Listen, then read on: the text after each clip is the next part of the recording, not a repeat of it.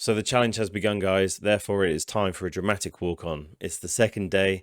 We're counting down to day 0, and it is time I do my audit. That's right, it's time I audit my entire life to find out my challenger stats at the beginning of this challenge.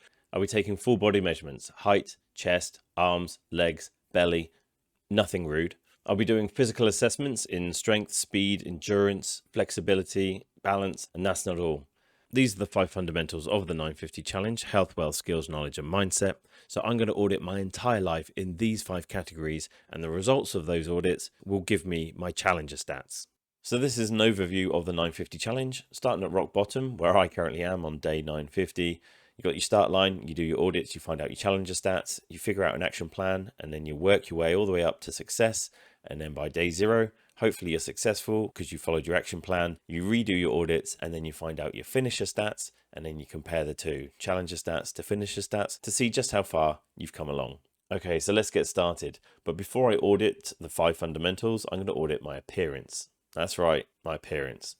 So here I am at the beginning of the challenge. My thin hair has been left to grow out. I've got dark bags under my eyes from sleep deprivation. I've got an overgrown moustache, overgrown beard, and let's face it, I just look miserable. But it gets worse because I've also got an unattractive body. I've got very bad posture. I've got no pecs, no muscle definition. I've got love handles and a fat belly. And this isn't one of those fat bellies that, people just stick out their fat belly to look like they've got one. I'm not a personal trainer pushing out his 6-pack trying to look fat. Look at this. This is an actual fat belly. This is way too many calories stored. It hangs over my waistband. It's gross and it jiggles, and it doesn't stop there. Look at these legs. Look at these long, skinny legs with no muscle definition. Some might call these chicken legs, but you'd actually be wrong, because if you check out my relative proportions, I am in fact an owl man. I have owl legs. I've got the relative proportions of an owl. There's nothing I can do about it. It's something I have to live with, but yeah, there we go. So let's move on to the rest of the audits. Starting off with my health audits and my general measurements. Age, 41.25 years, or 41 years and 3 months as of the beginning of this challenge. Height, 183 centimeters, that's 6 foot. By the way, little side note going forward, I will be measuring most things in metric, but I will try and include the imperial measurement for all you guys there in the US. Chest, 113 centimeters, no muscle, too small. Belly, this is a bad one, 108 centimeters, that's 42.5 inches. That's way too fat. It should be a maximum of 88 centimeters or 34.6 inches. So that needs to come down. Bicep, right, 34 centimeters, left, 33.7, basically the same. Right and left thigh are the same, 53 centimeters, and my weight, 91.3 kgs. Doesn't really matter. For this challenge, I'm going to be measuring myself with a tape measure, body fat percentage, and my capability, my physical ability. Now, moving on to the important measurements, I did a bioelectrical impedance analysis test. This tested my muscle mass and my body fat percentage, as well as other things. And we can tell it's going to be quite high because I have this jiggle belly. So we know that the results are going to be bad, but let's find out just how bad they were. So here we go. The results of the bioelectrical impedance analysis tests are as follows. Body fat percentage, 26%. I'm 26% fat. I am a higher fat percentage than a pork sausage. I am fatter than a pork sausage. This is ridiculous. This is absolutely insane. What am I doing?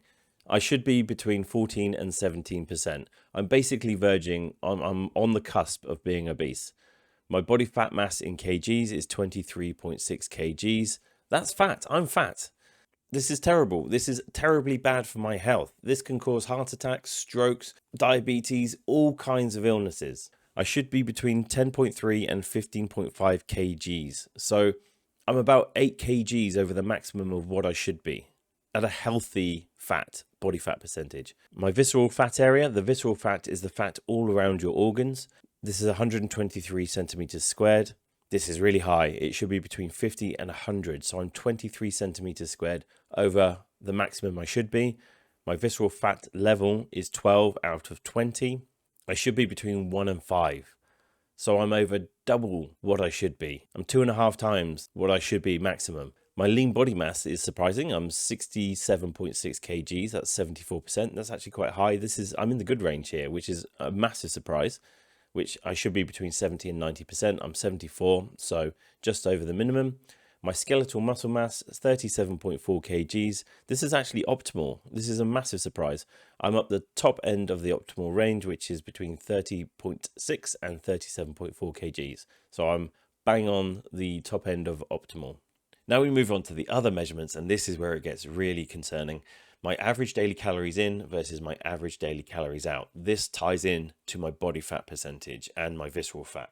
So what I did is I went to MyFitnessPal. I did a food diary, a typical day of eating. Breakfast, a whole pack of Tim Tams and 2 litres of Coles milk. This is terrible. This is nearly 2,000 calories before I've even started the day. Lunch, it was a sandwich, a really crappy sandwich with some potato chips and a bit of cheddar cheese. Dinner, fish and chips. Doesn't sound too bad. And a Krispy Kreme donut as a snack for the end of the day. 5,036 calories. 5,036 calories. And sometimes I'm eating way more than this on a daily basis. This is very, very bad. My calories out is only 2,888. This was measured with my Fitbit. So I'm wearing my Fitbit watch every single day. 2,888 calories on average. That was taken over an average of the week. This is low. I'm eating nearly 2,200 calories more than I'm burning every single day. No wonder I'm getting fat. So calories need to be more out than in. My average steps a day are only 6,039 steps. They should be, according to my targets of this challenge, 13,500 steps a day or a 10-kilometer walk. And my other important measurements, surprisingly, compared to how fat I am, my blood pressure is actually fine. So it's 125 over 75. It should be below 120 over 180. So I'm in the fine range. My resting heart rate is actually quite surprising. It's 56 beats per minute. So that's very good. This is above average heart rate. So it should be at above average between 50 and 56 beats per minute. Anything higher than a resting heart rate of 50 beats per minute is a trained athlete. So I'm surprisingly really good, seeing as I haven't worked out in over 2 years and I'm verging on obese. My average sleep time is terrible though, also measured with my Fitbit at 5 hours and 31 minutes. So this is very bad. It should be between 7 and 8 hours. Okay, so now we're going to move on to the physical assessments. And first up, we have muscular endurance. And to measure this, I did the maximum number of reps I could do of an exercise in a row for the following exercises: push-ups, pull-ups, chin-ups, dips, squats, and leg raises. So push-ups, I managed 6. This is so bad. I am really weak. I actually started getting a pain in my chest at 6 and I couldn't physically do any more. This should be over 34. Now all the numbers I'm going to use for should be are in the above average range. I want to be at least in above average. So it should be 34. Pull-ups, 0. I managed 0 pull-ups. This should be over 24. This is obviously bad. I can't lift my own body weight. Chin-ups, 1. I managed 1 chin-up. Should be over 24. Dips, 0. I managed 0. Also due to the pain in my chest and just terribly weak chest muscles from having not done any exercise. So this is bad. This should be over 34. Body squats, I managed 33. This is a good number. This is in the good range. There isn't a specific range of what it should be or shouldn't be, but 30 appears to be, from all the various numbers I found on the internet, pretty good. Leg raises, 11. This is bad. This should be over 34. Then I went on to max hold time, plank, 40 seconds. So I managed to hold a plank for 40 seconds, which is bad. It should be between 4 and 6 minutes for above average. Maximum reps in 1 minute, burpees and tuck jumps. Now burpees, I only managed 11. I was exhausted. Above average for my age range should be 25 to 30 reps in 1 minute. And tuck jumps, my form was so bad. The height was bad. I was all over the place and I only managed 17 in 60 seconds. So that is terrible. There's a lot to work on here. Moving on to muscular strength, we have the deadlift at a 3 rep max, 45 kgs. This is all the weight I actually had to do, but it was definitely at my max. So this is bad. I should be able to deadlift at least my own body weight. Bench press, 3 reps max, I actually did 0. I couldn't bench press. I was in so much pain from the push-ups. I actually didn't want to attempt the bench press for fear of hurting myself, because I couldn't even do more than 6 push-ups. So this was a complete fail. I cancelled that, but I should be able to again lift around my own body weight. Cardio-respiratory fitness, 10-kilometer run. Now this is one I'm definitely going to be measuring as part of my goals for this challenge. I managed it in 75 minutes and 55 seconds. This is bad. Above average time would be below 42 minutes. Speed. Now I didn't have a 100-meter track to do this on. I only had a local basketball court, so I've done a 20-minute sprint and then times that by 5. So my 20-minute sprint is 4.63 seconds. That, when multiplied out, is 23.15 seconds, 100-meter sprint. That's bad. Again, that's bad. It should be 2.8 seconds for the 20-meter sprint, or 14 seconds at 100 meters. Balance. Handstands, stalk stand, right and left foot. Handstands was 0 seconds, bad. It should be above 60 seconds. Stalk stand, right and left foot, both bad. 1.6 seconds and 2 seconds, respectively. This should be over 50 seconds on each leg. Agility. For this, I used the Illinois agility test, which is used by personal trainers and coaches all over the world. I did it incorrectly, so I actually cut half the test out in 17.5 seconds. I didn't realize at the time. This is slow. It should be between 15.2 and 16.1 when done properly. So even though I missed half of the test, I was actually slower than above average. So there we go. Coordination, I did continuous juggling because I didn't have a wall to bounce a tennis ball off of. I only managed 20.13 seconds. That's a fail. It should be around a minute. Any coordination test should be a minute or over. Flexibility, I did touch toes, head to knees, sit cross-legged, touch hands behind back, crab position, box split, and a squat sit.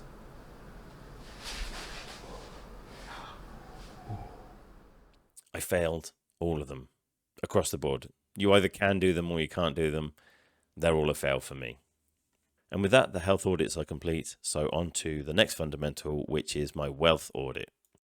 So in this category, we have income, outgoings, bank account, debts, including credit card, loans, etc. Savings funds, which include emergency, runway, investment, self-improvement, and general. And then we have the retirement fund and my total assets. So my average daily income as of the beginning of this challenge is $6.60. I am unemployed and I'm only making AdSense revenue through YouTube. So what should it be? Minimum, I should be making a minimum of $214.81. That's the average daily income of a 35 to 44-year-old in Australia, where I'm currently located.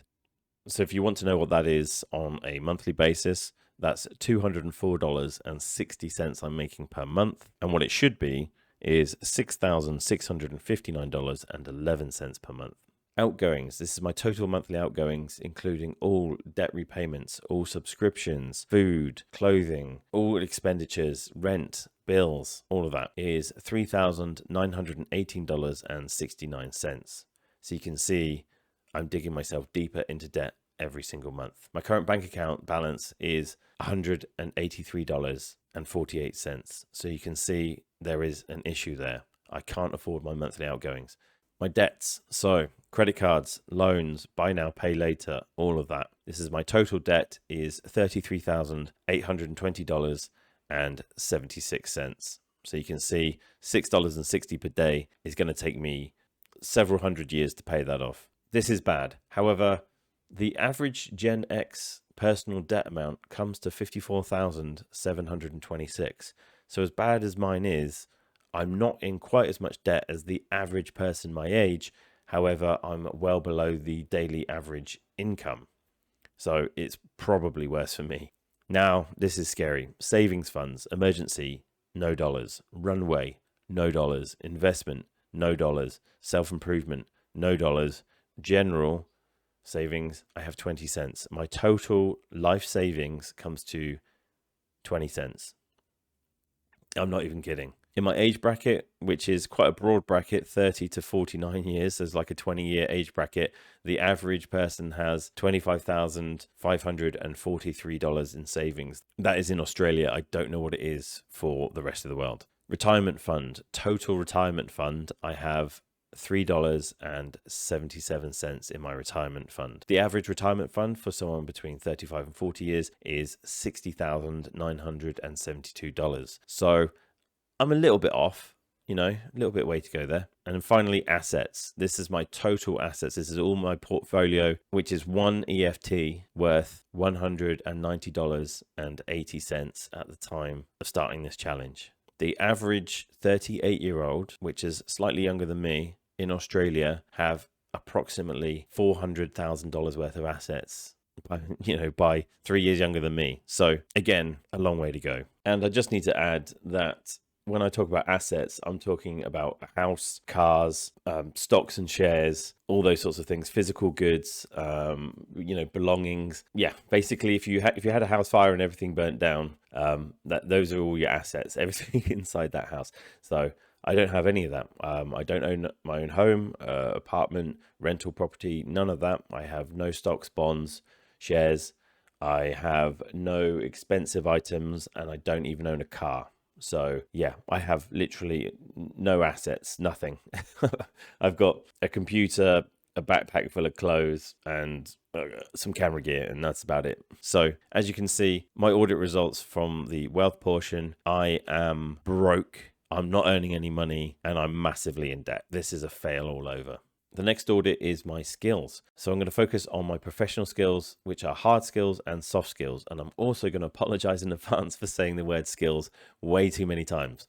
But so your hard skills are skills that you can exchange for money. So anything that you can do that can earn you an income.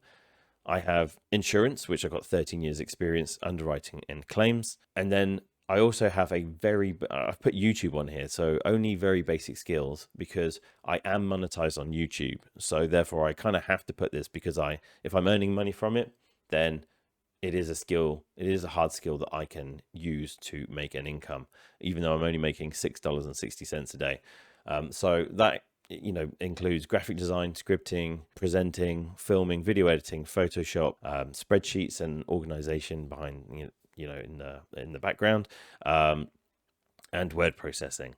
So those are very basic skills in that regard. And then we have the soft skills, which are things like creative thinking, communication, empathy, relationship building, storytelling, being resourceful, adaptable, analytical. And I have, you wouldn't think it from looking at me over there, just looking around, I actually have physical aptitude. So I'm actually quite good at things using my hands, adapting to any physical skill. I've got an aptitude for it. Hence the juggling. I picked up juggling pretty quickly, even though I can't do it for very long right now. But there we go.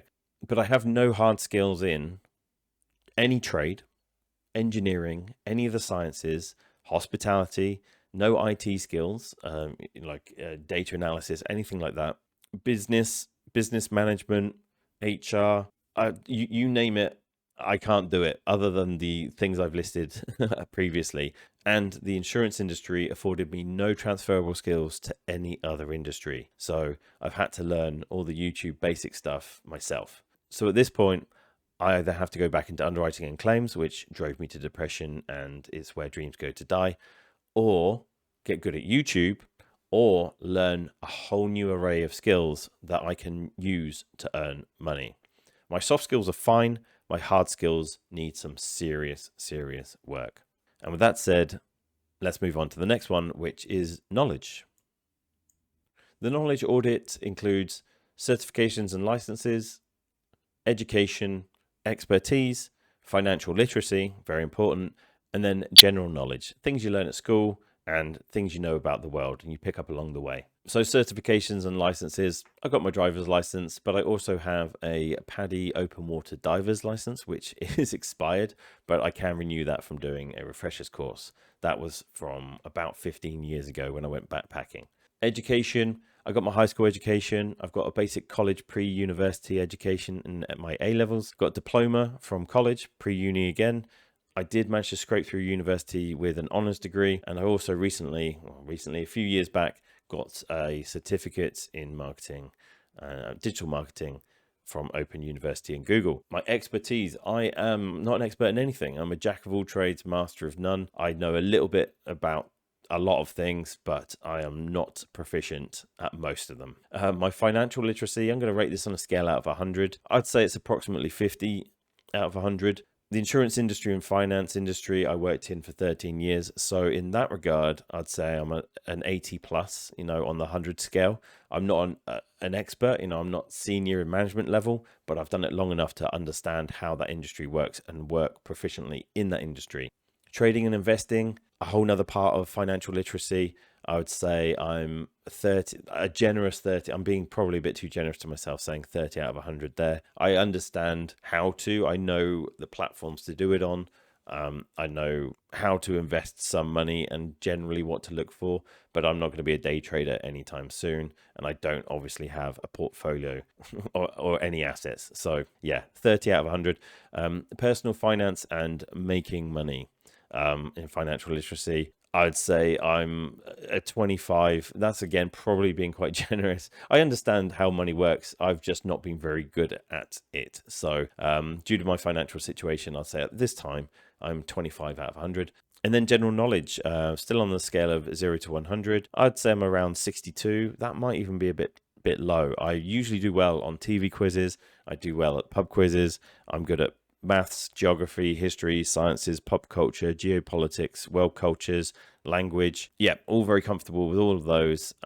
So yeah, I'd say 62, but that's probably slightly low. And last but not least, we have the mindset audit. We're going to start off with a mental health assessment here. This is an online assessment that I did, but just to let you know, I have seen a medical professional about this, and I have been diagnosed by my doctor with major depressive disorder and generalized anxiety disorder. So I know that this online test, at least in my case, is quite accurate. If you take this test, like I say, a link in the description below, and you get high results, please go and see a mental health professional or your doctor. Awesome. So PTSD, 67%, quite high. I've been through a lot of trauma in my life. It's not a competition, just facts. Manic episodes and panic disorder. I do have panic attacks from time to time and anxiety attacks. I had massive panic attacks just trying to make the first video on this channel. Just trying to admit to the world that I'm an absolute failure at life. Gave me massive anxiety and crippling, debilitating panic attacks. So not fun. MDD, major depressive disorder, 78%, quite high, and generalized anxiety disorder, 87%, very high. So yeah, just to let you know, after I saw my doctor, I wasn't given any medication. I saw two doctors. First one wanted to give me medication. Then I saw my doctor, and he actually prescribed me actions to take that help mitigate the symptoms of depression and anxiety. So I will be making a video on that because it was fantastic information. So by the end of this challenge, I want to bring all these numbers down. Right, next issues. General issues. I currently suffer from low self-esteem, low self-confidence. I definitely suffer from imposter syndrome. So yeah, even though I know how to, make a YouTube video, I just tell myself I'm not good enough. I don't know how to do it. And I spend so much time researching it and I just talk myself out of it. Irrational fears. Yeah, I'm just afraid of so much. Yeah, afraid of failing, afraid of succeeding, afraid of trying, afraid of judgment. Yeah, just too many irrational fears. Although heights is not an irrational fear, height is very rational. Severe procrastination, bitterness, frustration, and anger. So those are my general issues. Next up, we have a lack of guidance, which has caused me to be indecisive. I overthink everything. I'm undisciplined and inconsistent. Relationships, people, work, and money. People, I have very few friends. I found very few people contacted me during COVID from around the world. No one really, from the amount of friends I thought I had, very few people actually messaged to see how I was doing. So a handful of friends and no one locally to go for a beer with. Then on to romantic relationships. I've been dumped, cheated on, or abused by pretty much all previous relationships. And family wise, I only have one family member who I speak to. So pretty much quite a lone wolf. other than my partner. I do have a partner, so that is a positive. My psychological scar from all these issues, from very few friends, dumped, cheated on, abused by all previous relationships, abandoned by family members, all but one family member left in contact with. I suffer from abandonment issues. My relationship with money I was brought up to believe that money was evil. That is completely false. I have always been punished for trying to make money constantly. There's going to be a video coming out on this. Again, I'll leave the a link to that in the description below, but check the channel for that video. Relationships with money and how you perceive money, your psychology around money, is very important to deal with and figure out what your relationship with money actually is. But my psychological scar from being brought up to believe money is evil and being punished for always trying to make money is I'm psychologically predisposed to being poor, and the pursuit of money psychologically to me equals pain. So therefore I kind of sabotage myself and talk myself out of doing things which will ultimately make me wealthy.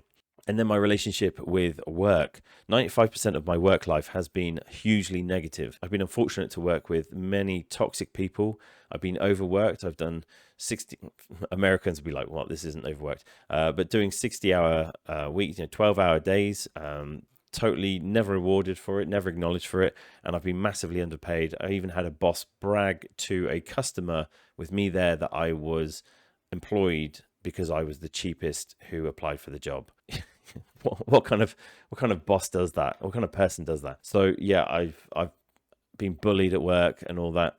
It's been horrendous. So my psychological scar is working hard will result in stress with no reward. I will always be punished. I will always be around toxic people. There's never been any support, and I'll never be acknowledged in the workplace. But there we go. So these are my challenger stats. These are the stats at the beginning of this challenge that I now need to formulate plans to work on, to improve, to change, and become a better or the best version of me.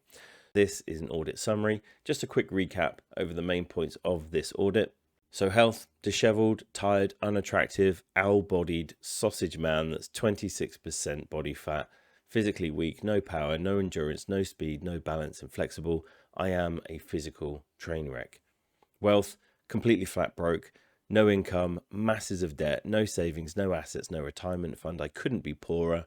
Skills, I have never been successful in my life, so I have no transferable hard skills to move to another industry other than insurance, and I have no high income hard skills to jump into a job right now and start earning a lot of money. Knowledge, I've got a fair education. I'm not stupid. I'm fairly intelligent. However, I have zero expertise and I'm completely lacking in financial literacy when it comes down to my own personal finance, clearly, because I'm so broke and poor, and building a business for myself. And then mindset couldn't be any worse.